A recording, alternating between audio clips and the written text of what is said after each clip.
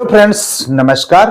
गोरखपुर विश्वविद्यालय परीक्षा 2025 में आपका स्वागत है। और आज हम बीए बीएससी बी कॉम से संबंधित नाथ पंथ का परिचय आपको कराने वाले हैं।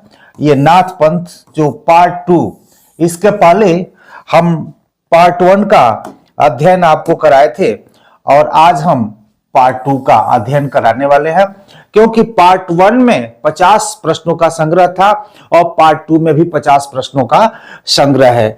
दोनों का लिंक हम एक दूसरे के डिस्क्रिप्शन बॉक्स में डाल देंगे।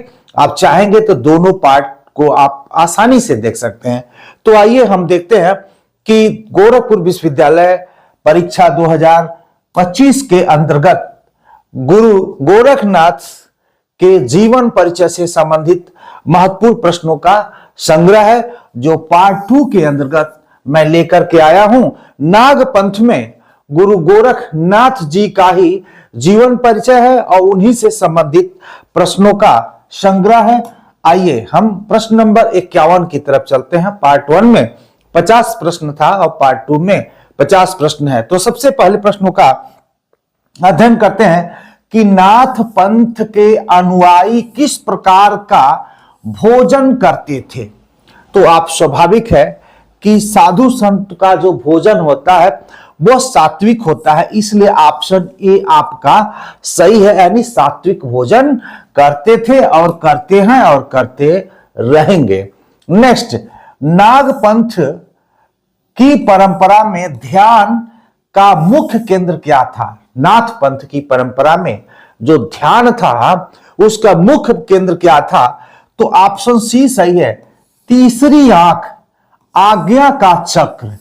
ऑप्शन सी सही है, ध्यान का जो मुख्य केंद्र था वो तीसरी आंख, आज्ञा का चक्र, यानी ध्यान का मुख्य केंद्र आज्ञा का चक्र है, जिसे तीसरी आंख भी कहा जाता है। नेक्स्ट चलते हैं प्रश्न नंबर हम 53 के तरफ। नाथ पंथ के साधकों द्वारा किस प्रकार का वस्त्र पहना जाता था।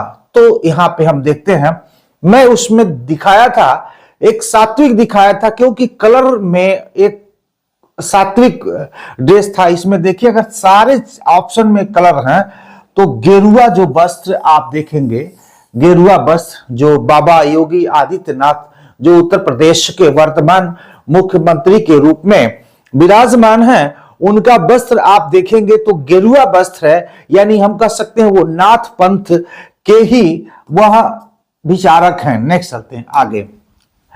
नाथ पंथ में किस प्रकार का संगीत प्रयोग किया जाता है। तो ऑप्शन डी सही है, लोक संगीत। इसमें नाथ पंथ के उपदेश लोक संगीतों और संगीत के माध्यम से सरलता से लोगों तक पहुंचाए जाते हैं, तो लोक संगीत का प्रयोग किया जाता था। नेक्स्ट, नाथ पंथ की साधना में सुषुम्ना नाड़ी का महत्व क्या है। तो यह आध्यात्मिक ऊर्जा के प्रवाह का एक मार्ग है, इसलिए ऑप्शन आपका बी सही है। सुषुम्ना नाड़ी को कुंडलिनी जागरण और आध्यात्मिक ऊर्जा प्रवाह के लिए महत्वपूर्ण माना गया है। प्रश्न नंबर नेक्स्ट चलते हैं 56 के तरफ। नाथ पंथ की साधना में कौन सा श्वास अभ्यास मुख्य है। तो ऑप्शन डी सही है, नाड़ी शोधन। नाड़ी शोधन प्राणायाम नाथ पंथ की साधना में मुख्य श्वास अभ्यास है।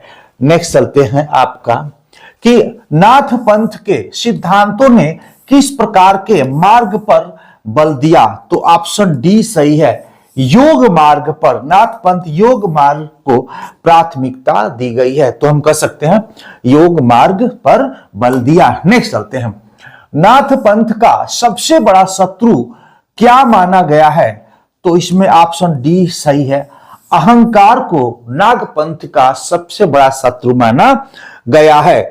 तो नेक्स्ट चलते हैं, नाथ पंथ के साधक किस प्रकार के आसनों पर अधिक ध्यान देते थे। तो ऑप्शन ए सही है, स्थिर और आरामदायक आसन पे यह ज्यादा महत्व देते थे। यानी ऐसे आसनों को महत्व दिया जाता है जो ध्यान और साधना के लिए स्थिर और आरामदायक हो। जब हम ध्यान करना है, साधना करना है, आरामदायक साधन नहीं होगा तो संभव नहीं है। नेक्स्ट चलते हैं कि नाथ पंथ का साहित्य किस भाषा में अधिक प्रचलित है? तो ऑप्शन ए सही है आपका, संस्कृत भाषा में। नाथ पंथ का प्राचीन साहित्य मुख्य रूप से संस्कृत में लिखा गया है। नेक्स्ट चलते हैं कि नाथ पंथ के सिद्धों ने किसे साधना का अंतिम लक्ष्य माना है? तो ऑप्शन ए सही है, मोक्ष को। यानी मोक्ष को साधना का अंतिम लक्ष्य माना गया है। 62 नंबर पे चलते हैं। नाथ पंथ में किस ग्रंथ का सबसे अधिक उपयोग किया जाता है? तो ऑप्शन सी सही है, गोरखबानी ग्रंथ का सबसे अधिक प्रयोग किया जाता है। और गोरखबानी बाबा गोरखनाथ के उपदेशों का संग्रह नाथ पंथ में सबसे अधिक पढ़ा और प्रयोग किया जाता है, गोरखबानी। नेक्स्ट चलते हैं। नाथ पंथ में गुरु गोरखनाथ को किसका अवतार माना जाता है? तो ऑप्शन बी सही है, भगवान विष्णु का अवतार माना जाता है गुरु गोरखनाथ जी को। नेक्स्ट चलते हैं। नाथ पंथ की शिक्षाओं का मुख्य उद्देश्य क्या है? तो मुख्य जो उद्देश्य है वो आत्मज्ञान है, इसलिए आपका ऑप्शन सी सही है। नेक्स्ट चलते हैं कि नाथ पंथ के अनुसार किसे संपूर्ण योगी कहा जाता है? तो ऑप्शन डी सही है, आत्मा और परमात्मा में एकता प्राप्त करना। ऑप्शन डी सही है। यानी नाथ पंथ के अनुसार किसे संपूर्ण योगी कहा जाता है? तो जो आत्मा और परमात्मा में एकता प्राप्त करे उसी को कहा जाता है। नाथ पंथ में चरण पादुका का क्या महत्व है? तो यह ऑप्शन बी सही, यह गुरु का सम्मान है। यह गुरु का सम्मान है। चरण पादुका गुरु के प्रति श्रद्धा और सम्मान का प्रतीक है। नेक्स्ट चलते हैं हम कि नाथ पंथ के साधकों द्वारा कौन सा माला उपयोग में लाई जाती है? तो ऑप्शन ए सही है, रुद्राक्ष का जो माला है वह नाथ पंथ के साधकों के द्वारा उपयोग में लाई जाती है। तो रुद्राक्ष माला का प्रयोग करते हैं भगवान शिव का, यह प्रतीक है। नाथ पंथ में गुरु शिष्य परंपरा का महत्व क्यों है? ऑप्शन बी सही है, गुरु आध्यात्मिक ज्ञान का स्रोत होते हैं। गुरु आध्यात्मिक ज्ञान का स्रोत होते हैं, यही आपका महत्व है। नेक्स्ट चलते हैं। नाथ पंथ की साधना में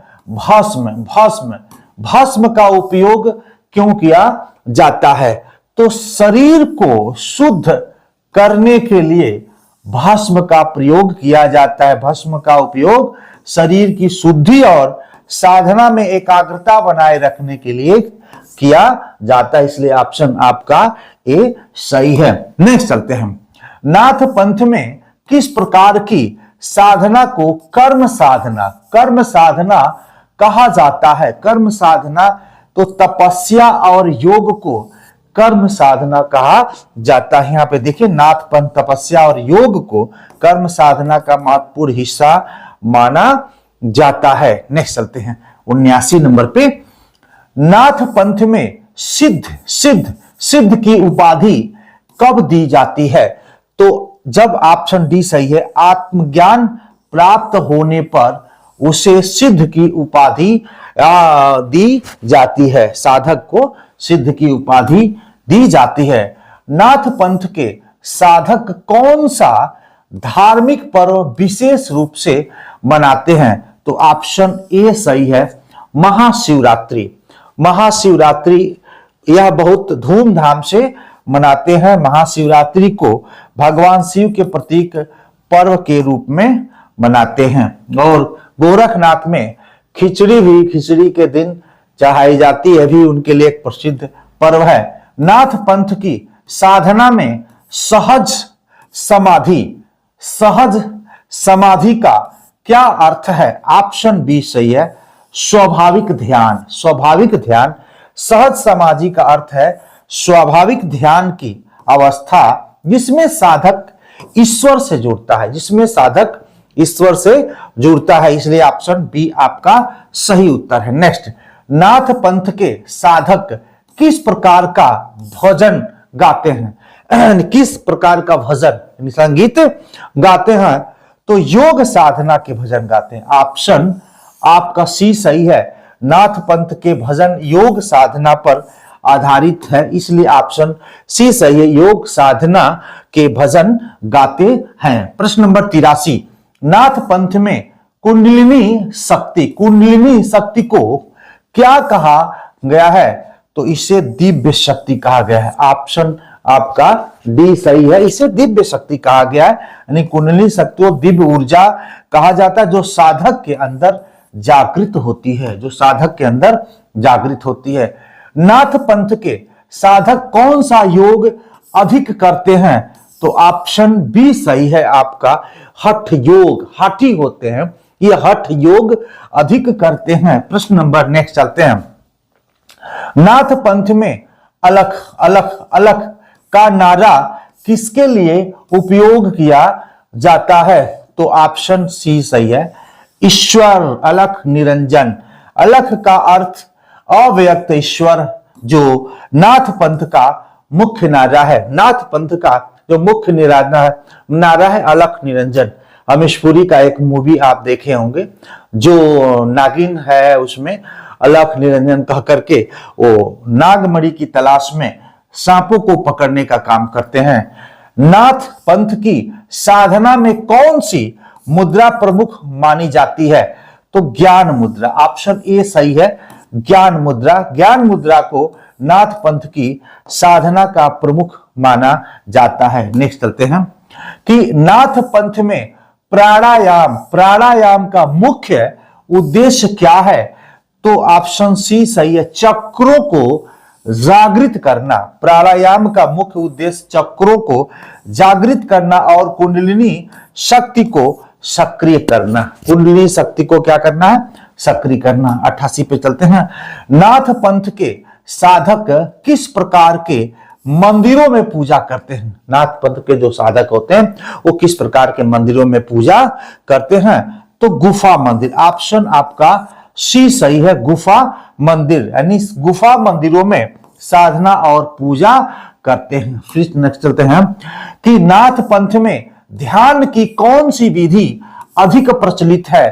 तो मौन। ऑप्शन बी सही है, जो ध्यान की विधि मौन ध्यान अधिक प्रचलित है। मौन ध्यान जिसमें साधक अपने भीतर की यात्रा करता है, नाथ पंथ में अधिक प्रचलित है। नेक्स्ट चलते हैं 90 नंबर पे, नाथ पंथ में हठ योग का मुख्य उद्देश्य क्या है? तो आत्मा और परमात्मा को जोड़ना। ऑप्शन सी सही है, आत्मा और परमात्मा को जोड़ना। और मैं चाहूंगा अगर मेरे चैनल पे आप नए हो तो सब्सक्राइब और बेल आइकन जरूर दबाएं, जिससे कि आपके पास लेटेस्ट वीडियो जा सके। तो आइए नेक्स्ट चलते हैं 91 नंबर पे। 91 नंबर पे, नाथ पंथ में मठ का क्या महत्व है? तो ऑप्शन ए सही है, साधना का स्थान है। नाथ पंथ में मठ साधकों के लिए साधना का और तपस्या के स्थान होते, साधना और तपस्या के स्थान होते हैं। नेक्स्ट चलते हैं, नाथ पंथ में योग चक्र का क्या उद्देश्य है? तो ऑप्शन सी है, कुंडलिनी शक्ति को जागृत करना। कई तरह से घुमा करके पूछा गया है, योग चक्र कुंडलिनी शक्ति को जागृत करने में सहायक होते हैं। नेक्स्ट, नाथ पंथ के साधकों का कौन सा प्रमुख चिन्ह होता है? तो ऑप्शन आपका सी सही है, कानों में कुंडल होता है। इनके जो अनुयायी होते हैं उनके कानों में क्या होता है? कुंडल होता है। नाथ पंथ के साधक अपने कानों में कुंडल पहनते हैं, जो उनकी पहचान का चिन्ह है। नेक्स्ट चलते हैं कि नाथ पंथ में गुरु को क्या स्थान दिया गया है? गुरु को क्या स्थान दिया गया है? तो ऑप्शन ए सही है, भगवान से भी ऊंचा गुरु का स्थान दिया गया है। नाथ पंथ में गुरु को भगवान से भी ऊंचा स्थान दिया गया है, क्योंकि गुरु ही साधक को ज्ञान और मोक्ष का मार्ग दिखाता है। ज्ञान और मोक्ष का मार्ग दिया जाता है, तो भगवान से ऊपर कौन है? गुरु। चाहे जो भी गुरु हो, जो आपकी ज्ञान देता हो। नाथ पंथ में आसन आसन आसन का मुख्य उद्देश्य क्या है? दोबारा हो गया है, यानी हम कह सकते हैं शरीर को साधना के लिए स्थिर बनाना, शरीर को साधना के लिए स्थिर बनाना, इसलिए ऑप्शन बी आपका सही उत्तर है। नेक्स्ट चलते हैं, नाथ पंथ के किस ग्रंथ में योग साधना की विधियों का वर्णन मिलता है? तो ऑप्शन बी सही है। हठ योग प्रदीपिका में नाथ पंथ के ग्रंथों में योग का साधना का विधियों का वर्णन मिलता है। हठ योग प्रदीपिका में योग की विधियों का विस्तृत वर्णन मिलता है। नेक्स्ट चलते हैं 98 पे, और नाथ पंथ के साधकों द्वारा डमरू डमरू डमरू देख सकते हैं, डमरू का उपयोग क्यों किया जाता है? तो क्योंकि यह एक शिव का प्रतीक है। ऑप्शन ए आपका सही है। डमरू भगवान शिव का प्रतीक है और साधकों द्वारा आध्यात्मिक ऊर्जा के प्रतीक के रूप में उपयोग किया जाता है। ऑप्शन ए आपका सही है। 99 नंबर पर चलते हैं, नाथ पंथ के अनुसार मनुष्य का सबसे बड़ा शत्रु कौन है? तो अहंकार। ऑप्शन बी सही है। मनुष्य का जो सबसे बड़ा शत्रु है उसका अहंकार है। नाथ पंथ में अहंकार को मनुष्य का सबसे बड़ा शत्रु माना गया है, क्योंकि यह साधना में बाधा उत्पन्न करता है, इसलिए जो है अहंकार सबसे बड़ा शत्रु है। नेक्स्ट, नाथ पंथ में योग निद्रा का क्या महत्व है? योग निद्रा का क्या महत्व है? तो ध्यान और समाधि की ओर बढ़ना ही योग निद्रा का महत्व है। योग निद्रा साधकों द्वारा ध्यान और समाधि की अवस्था तक ले जाने में सहायक